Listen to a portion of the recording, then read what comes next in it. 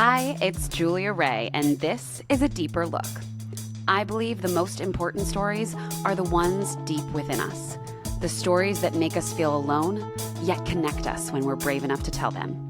Tune in every Wednesday to dive into the deep end together. Hi, everyone. Before we get to today's guest interview, I wanted to give you some background. I was so excited to finally meet Quigley in person after being friends for 4 years through Instagram that I totally forgot to give you insight into her experience on American Idol. And since we reference it a bit, here's the context. At just 19 years old, Quigley auditioned for American Idol and got 4 yeses and a golden ticket to Hollywood from the judges. But when she made the top 36, her performance was met with really harsh criticism from every judge, and she was eliminated. It was harsh criticism for any artist to hear, let alone on national television and at just 19 years old. But it's because of who Quigley is as an artist and as a soul-filled woman that you'll get to know through this interview that she has forged her own path, and I can't wait for you to hear all about it. I am so excited to take a deeper look at the life and career of Quigley. Quigley is a wife and mother and one of my favorite content creators. Quigley tells the most magnificent stories with the images she creates and has an innate and fabulous sense of style, but her talents don't stop there. She's also a talented musician, producer, and singer with new music on the horizon. Woo, Quigley, thank you so much for joining me on A Deeper Look. I'm so excited to be here. Thank you for inviting me, and I'm so happy to finally get to meet in person after all of these years. I know. For a little bit of background for our listeners, Quigley and I were connected on Instagram. You know, one of the pros of Instagram is the community. Absolutely. And Quigley's niece was diagnosed with cystic fibrosis, and you were asking for any examples of people living with CF, and some friends of mine tagged me. And we've been internet friends ever since. I know, and what was crazy about it, I can't remember if that was before or after your show aired. Because I think I was following you, already. Yeah, it was the month before it aired. Oh, okay, yeah. So it was, around the same time, and I was watching you on TV, and it was very surreal. It was serendipitous, almost, to get connected, and your story inspires me so much, and thank you. It was so comforting, throughout that process with Margaret, my niece, to have your advice and your input and just the little things that you don't even think of. So thank you. Well, that means a lot to hear, and I adore your sister and Margaret from afar since we can't ever meet, but it's just so amazing to see her grow up from afar. I can imagine. It's so wild. Just, Instagram in general, people will meet my son who have literally followed me since he was since I was pregnant with him, and just be like, I can't believe I've seen this whole journey. Yes, I feel so invested in your life. And that's one of the most refreshing things about you as a content creator. And, given that I followed you well into your career and was introduced to you when you were already established, what changed about how you created content over the years? Oh my gosh, where do I even begin? Well, I think starting Instagram, I really wanted to use it as a creative outlet that was just a place for me to make art and things that inspired me with friends. And there wasn't really any pressure at all to make it into a career. It was just, I loved dressing up in outfits and having photographer friends take photos of those outfits. And as, Instagram started to grow, it kind of took off because people would reshare the images. Yeah. But then I started to get a little bit of a following, and I got job offers. And at the time, I was kind of half pursuing my career in the music industry and also working at a bar in Hollywood. And I was like, wait, you mean I could quit my bar job and play professional dress up? Sign me up. Yeah, it was not that easy. It didn't get handed to me on a platter, but it was a conscious shift where I went okay, I'm going to move away from trying to be a musician and just commit to being a fashion blogger. Yeah. And so that was kind of the first era of Instagram for me, was I'm taking photos of my outfits, trying to create fashion content.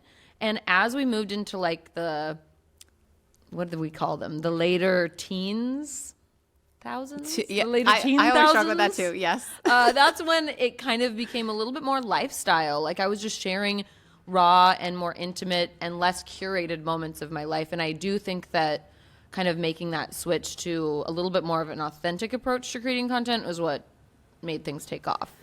Yeah, and hearing you talk about this career, and I'm so fascinated by people's how they end up where they are. Yeah. But I also love starting at the very beginning. Like, what did little Quigley want to be when she grew up? Oh gosh, I mean, pop star for sure. Yeah.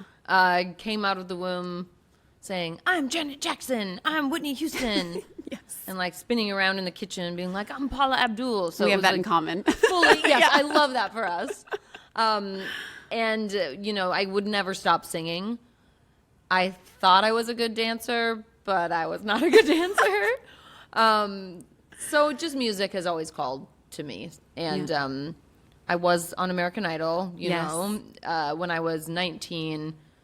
And that just sort of, I'm sure you can relate with like the reality TV aspect. I felt sort of chewed up and spit out afterwards. Like I knew I was going on a show, but I didn't really know what I was quite getting myself into from an identity standpoint, like Yeah. having like being in the public eye at such a young age.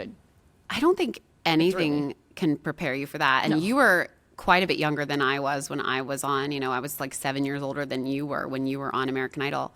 But I don't think you can wrap your head around it. You know, like my friends and family would warn me like, oh my gosh, like this is gonna, you know, this is risky, you know, and you don't think those things through. You just, especially when you're looking at your dream and goal, I think especially in this industry too, there's a carrot dangled in front of you and you're like, why wouldn't I take it? Yeah. This must be the thing that's going to help, you know, propel me. Yeah, and in a way it was. Like I Yeah. wouldn't go back and change things because it led me to where I am now. But just not being able to have the awareness of or the control of how your image is being shaped is just very hard. Yeah. And for me, it was a easy way out of Minnesota to just like get started on pursuing something that I loved doing. Yeah. However, it was hard for me to digest the like sexy girl persona, like girl in a bathing suit, like identity that the media portrayed me as. Right. Because then I started to really question like my worth as a woman. Like if everyone is talking about the way that I look and not about my talent, then I guess I must not be that talented. Right. Yeah, which is such a ridiculous thing to have to kind of grapple with at that age, especially. Yeah. And also just so demeaning on so many levels. And I think, but I love what you said about kind of taking your power back, because these shows can chew you up, spit you out, and they do try to define you, and in a very narrow sense. And I think where you landed was you taking your voice back and saying, no, this is who I am. Yeah, and part of that was the switch from Casey Carlson to Quigley. Because Yes. after the show, I was like, if people Google my name, I don't want my idol narrative to be pulled up. Like, I want Quigley to exist as this, like, new person who's being birthed out of that, like, rising from the ashes. Yeah. Aftermath. And I love that. I mean, I'm like, should I change my name? I'm kind of into it. But Quigley is actually your grandmother's maiden name, right? It is, yeah. Which is so cool. And none of my family's maiden names would work as perfectly as Quigley does for you. Aw, thank you. Yeah, it really fits. It so does. Tell me about, because I have thought about this and I feel so like simpatico with you. When you're little and you have these big music dreams, you know, the chances of them coming true are like so 1 in a million. But when you're little and optimistic, you think that there's a chance. And I always think that we should keep going for our dreams. But there is a moment where you have to sit back and like redefine what success looks like to you. Has that moment ever occurred for you? And like, what did it look like? Or is it evolving? And are you always editing your definition of success?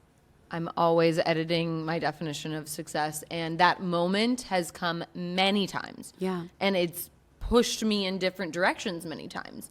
I think one of the biggest things for me was, again, switching from this idea that I was going to be doing music to then pivoting to something that at the time was a hobby. So taking pictures with my friends, dressing up and like doing these crazy photo shoots, that was a hobby. And that was something that I was doing for me. And I think because I just took a second to just like change my focus to something that I really, really wanted and was like the epitome of all dreams, to something that just felt good to make, other people started to realize how special that was, because there wasn't that pressure I was putting on myself. And what ended up happening is that I started posting on Instagram, I started getting a following, and then I started sharing like my true story through my captions. And I think one of the things I always loved about music was the writing aspect and sharing a message. Mm-hmm. And the funny thing that happened is that I started writing these captions that almost felt like lyrics of songs, and I was able to share them with my audience. And the way that I felt after I shared that, and I had people respond and comment like, I feel this way too, me too, me too, me too. And like the hordes of like other women that you can connect with on social media that like affirm your existence and make you feel less alone. Like that to me was what I always wanted to do with my music. Mm-hmm. So it was kind of shocking, that like little 360 moment where it was like sometimes you have to pivot away from your end all be all goal to get the end all be all result. Mm-hmm. But then things have changed again because I became a mom. And when you become a mom, there is like this little switch that goes off in the back of your mind that's like, nothing else matters but my baby. So I had a good 2.5, 3 years where like all I could focus on was him. And it wasn't until after I stopped breastfeeding that I like woke up one day and was like, oh my gosh, I'm a person. Again, yeah. Like I'm a mom. I'm like an actual person outside of just being a mom. Yeah. And so that has again recalibrated what success feels like for me. And I'm still navigating that in the postpartum phase. One of my questions was going to be, how has motherhood changed you? So you already so beautifully answered that. You know, I'm hearing so many identity shifts, and I think it's so important to hear those stories. You know, you actually used one of my taglines for this show, which is, when we are able to tell the stories that we have to be brave to tell, we are all able to feel less alone, right? Like that's the thing that connects us all. We're all just human beings having these shared experiences, really. And it's pivotal that we're like reminded of that. And I think we can feel so alone, especially on these apps, ironically, that we're able to connect on. They actually isolate us at the same time. So it's this like duality of connection and isolation. So I think when you focused on your captions, it does draw people in, and it's actually the more important usage of the app. So it's just so great to hear that. But I want to hear about these identity shifts, and now you're going back to music. And how you decided to make that jump, because I know I'm an artist, I identify as an artist, and I think it's so important to remember and have other people remember that we can be all of these things. Yep. I think so many people want to silo people, or they want to easily define people, and you're a musician and an artist, and I love that you're going to step into that, back into that. Well, what's crazy about it is that it has now been, I said in the beginning of 2021, I think, that I wanted to go back into music. It is like 3 years later. And the reason why, I think what I want to say right now is that if you're out there and you're listening to this and you're in a period of limbo, or you're in a period where you feel like you're not sure what's next for you, sometimes the weird, awkward transitional phases can last a long time. So true. Like for me, it has been a good 3 years where I'm like, I feel like I'm in this limbo, this in-between space where I'm building and I'm like recalibrating.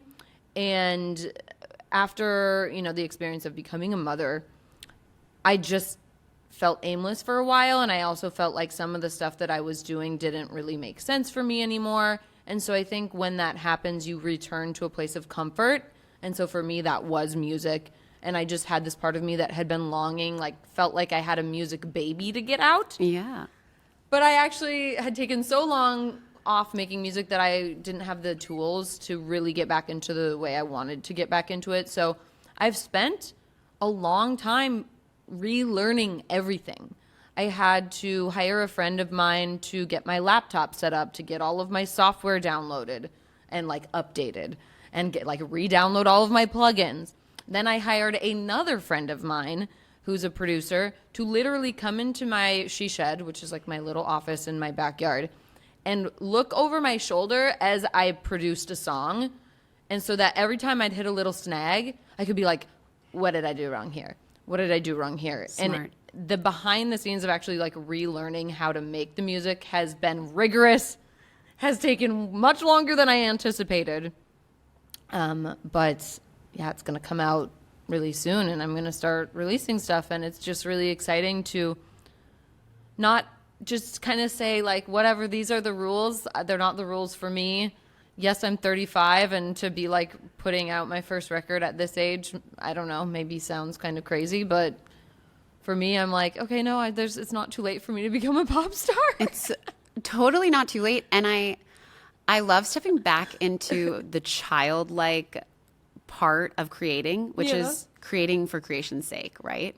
Like, because it took me, I've had this podcast on my heart for 3 years. Yeah. And I was in that phase of trying to figure out what's next after feeling so robbed of my identity from the show. And I think what you said was so gold. Like, sit with that. It's okay. Like, figure it out. And you're not wasting time in that space.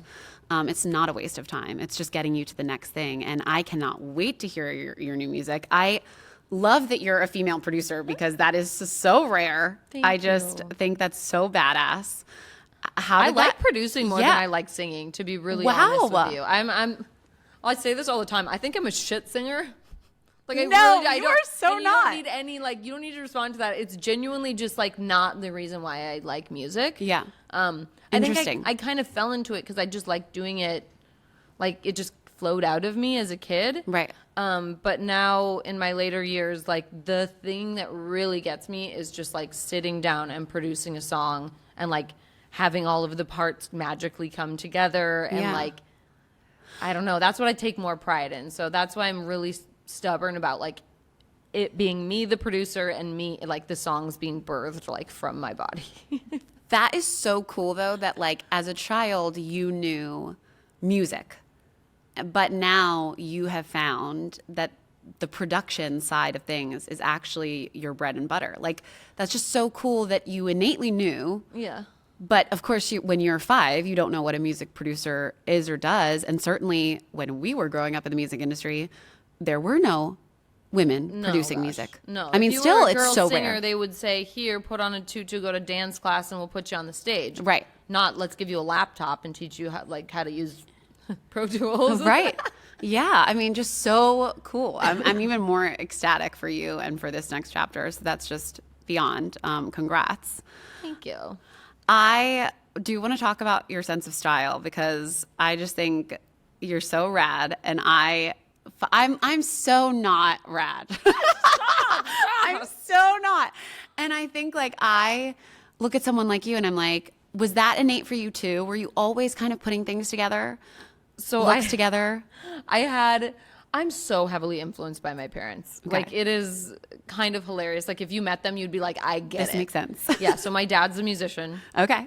And he used to sing songs to me growing up, like, before bed. Like, he'd bring his guitar in our room and just, like, sing Joni Mitchell and the Beatles. Yeah. And so that's where that real love of music came in. And then my mom is the fashion girly. My mom actually did her undergrad in fashion and, like, studied in Italy and did all sorts of, really cool fashion stuff when she was younger, and dropped out of fashion school to become a flight attendant, where she loved to travel, which is kind of like where I, with a lot of my early Instagram stuff, it was like travel, put on cool outfits. And that was like my mom's dream. Yeah. So I'm sort of in a way living out both of their dreams, which is really cool. Yeah, you're like an amalgamation of the two of them and their passions. That's so cool. But she exposed me to fashion at such an early age. And it was very much like, if you saw me, oh my gosh, if you saw me as a little kindergartner walking into my kindergarten class, it'd be like all the little kids in like normal kid clothes. And then my mom would buy like custom socks for me and get jewels and bedazzle them, and then she would make headbands with like tulle and ribbon to match the socks that I was wearing. And that's what I was dressed in. I can see it. So I love it. Like little poofs on my head that literally match the exact color scheme of my socks. Amazing. So this was a lot of nurture. a lot of nurture, yeah. Do you think, asking for a friend, someone can learn how to be more fashion forward and stylish, or do you think it's something that like you do have an eye for?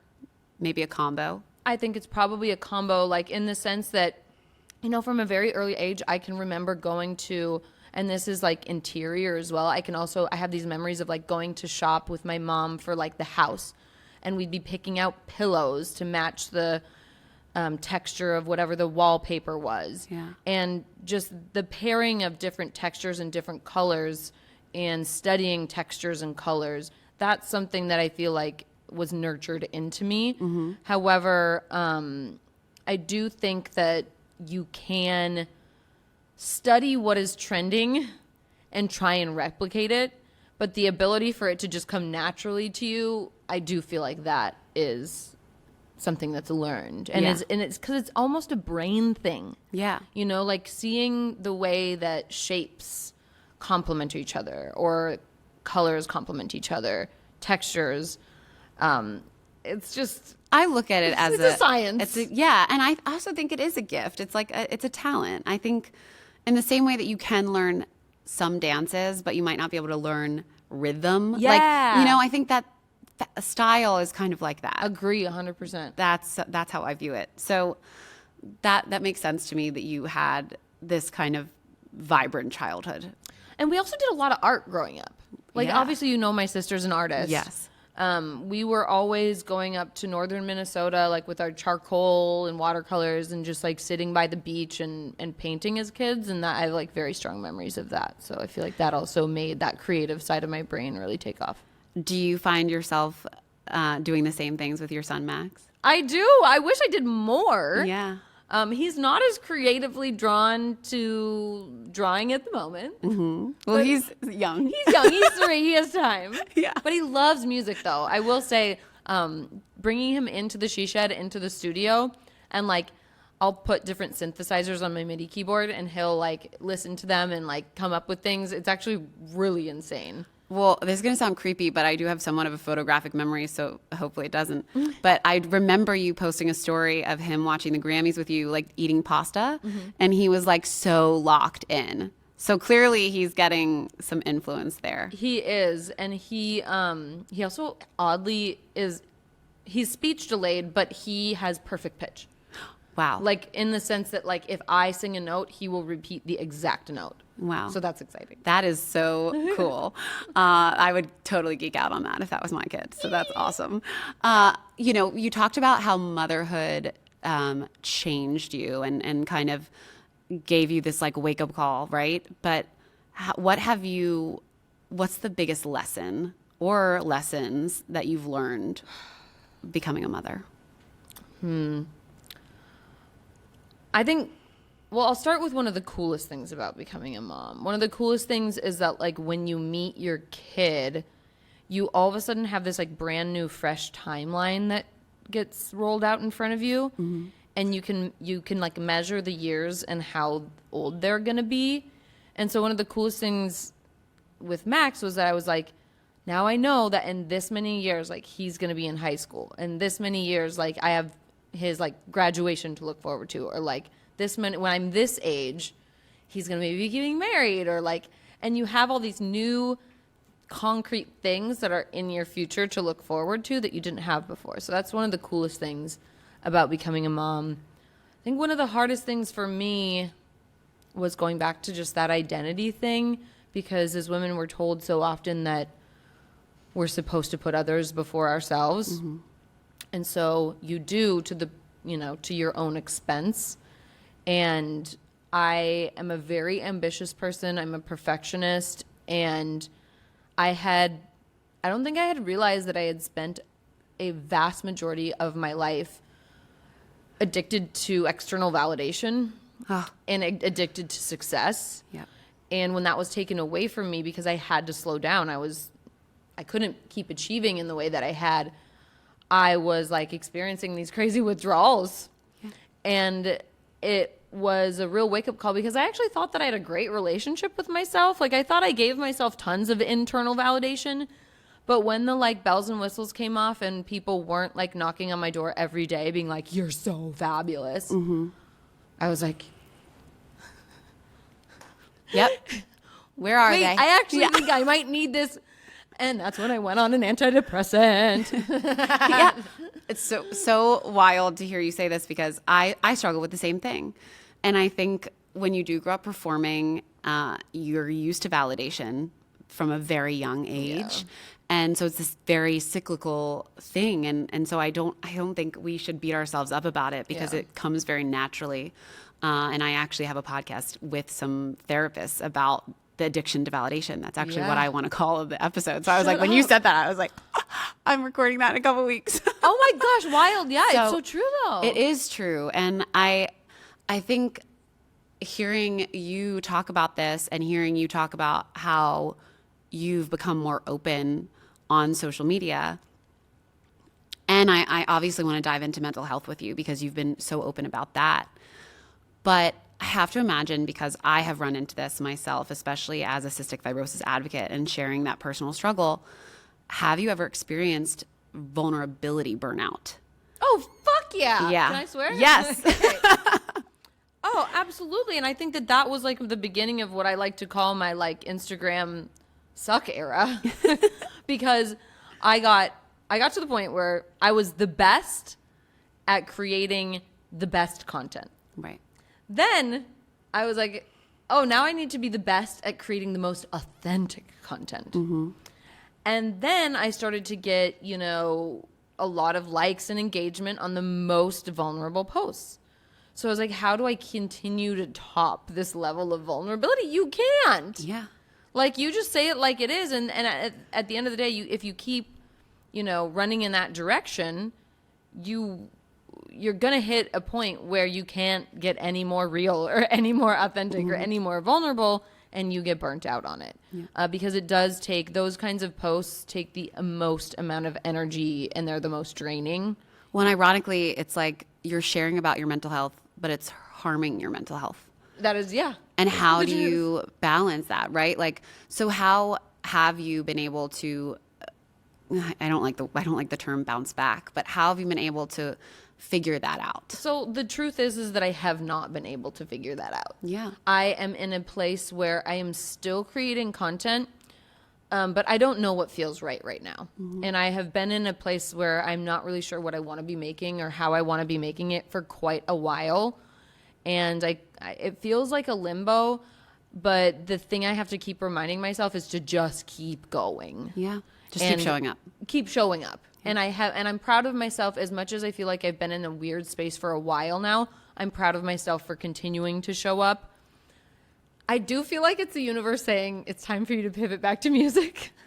Yeah. And I'm just going to take it at that. Well, and you're ready to go with that. Like, it is this kind of beautiful opening to step into that side of you. Yeah. But it's if you just continually do the vulnerability thing over and over and over, it's not sustainable.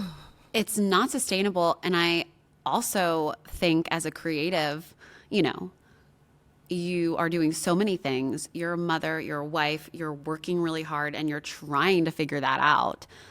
But in order to be creative, you need to allow the space for creativity. Yeah. Like, how do you find or make or try to make the space for creativity?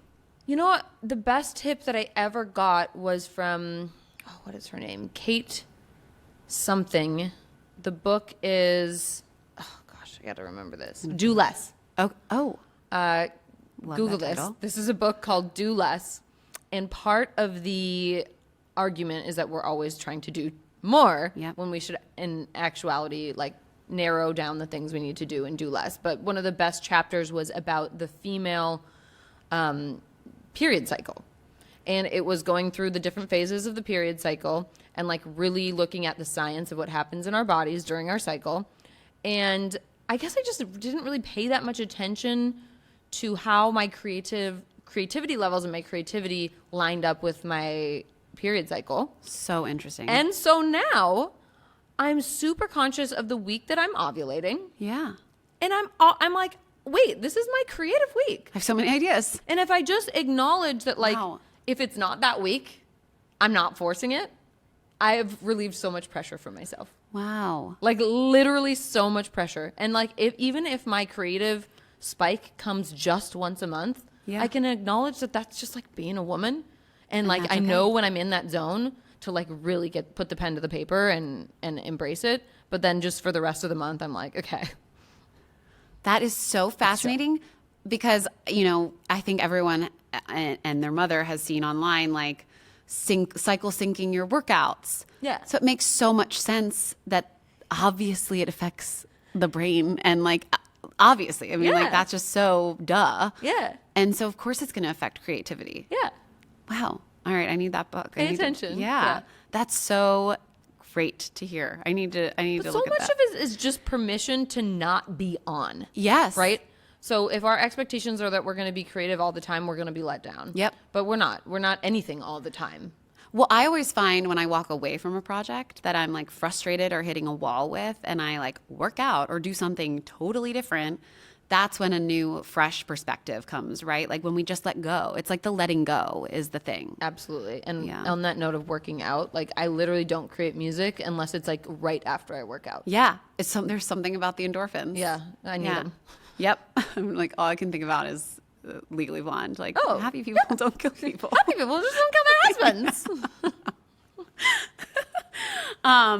What lessons have you learned from being so open about your mental health journey? Because I'm sure there are days when you don't want to share about that. Or maybe there aren't. Maybe you found so much solace in it. For the most part, I'm super comfortable with sharing about my mental health because I'm really confident in the decisions that I made. I'm confident that I went on SSRI. I'm also confident when I weaned myself off that was the right choice for me and my body.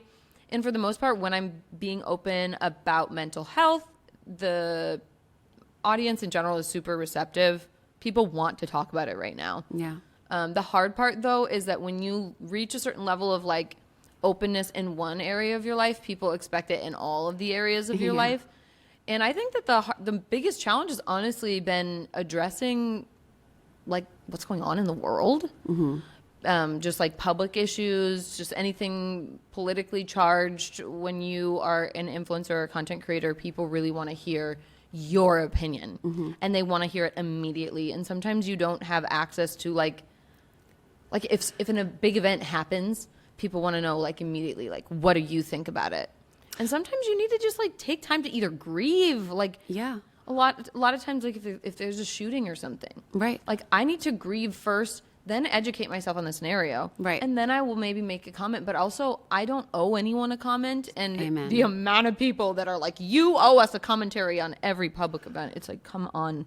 It is. It's irresponsible. It is irresponsible, and I think this world is so divisive, and it does a disservice to the fact that, like, wait, when have we ever in our past history expected our creatives to also be politicians, to also be policy makers? Like, Yeah. and it's this weird expectation that's put on. I think because of the 24/7 accessibility to people, we Right. do expect them to comment. And why don't we just actually hope that everyone's sitting there and learning and Yeah. giving the space for that? Yeah. And if it's not their thing, that's okay. Yeah. That's okay. I mean, I hear you. It's just rough because obviously we all want to be activists. We all want Yeah. to make the world a better place. But Of at the same course. time, if you do say something, then it's always going to be wrong. And Yep. it feels like a catch-22. you can't win. Yeah. And I mean, I would love to talk to you. Not that I think you've ever experienced online hate, probably to the extent Yeah, that I I have. did. But what do you do when you're faced with a troll or hater in the comment section? Like, is it so hard? Like, sometimes I find it hard to, like, restrain myself from commenting back. Yeah. I mean, so I've had a billion. Yeah. I've had death threats. Like, I've had Yeah. the gamut. Really? Yeah. I mean, Yeah. So the hardest comments are the ones that trigger something inside of us that is an insecurity. Right? So, like, I never, for example, if somebody criticized my parenting, I am never, like, you cannot touch me. I know I'm a damn good mom, and I learned from the best. And whatever you have to say about my parenting, it's not going to affect me because I don't have zero insecurities about it. But if you say something about my, like, body size, for example, like, if you tell me to go eat a hamburger, I'm going to get real defensive. Yeah. Because I am insecure that people think I'm anorexic because of my size. Right. If you say something like, Quigley, you know, her content, it's trash, it's not as good as it used to be, I'm going to get triggered because I feel there's a part of me that's insecure about that and goes, oh, okay, well, maybe I am not providing value to this space anymore. Mm-hmm. But whatever it is, you have to look at that insecurity inside of yourself and sit with it. Mm-hmm. And so that's what I do. I'll isolate myself from whatever the person said. That's a reflection of what's going on in their own world. But what I need to listen to is how it's making my body feel and why. Because it's not just triggering me for no reason. Yeah. So I sit with that fear, that judgment that I have of myself, and I ask myself, what do I have to learn from it? And some people might say, oh, you're giving the troll too much power. But at the end of the day, there's a lesson there to be learned. And, you know, sometimes it's just being kinder to yourself. Yeah. And that's as simple as it is.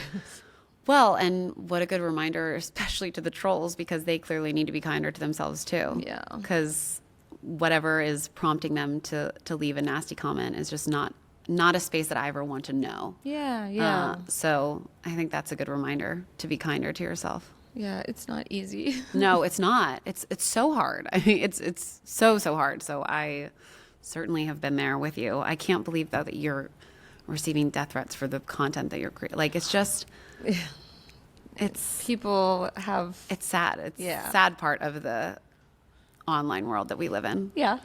But there are many good things, like getting connected to you. Yeah, exactly.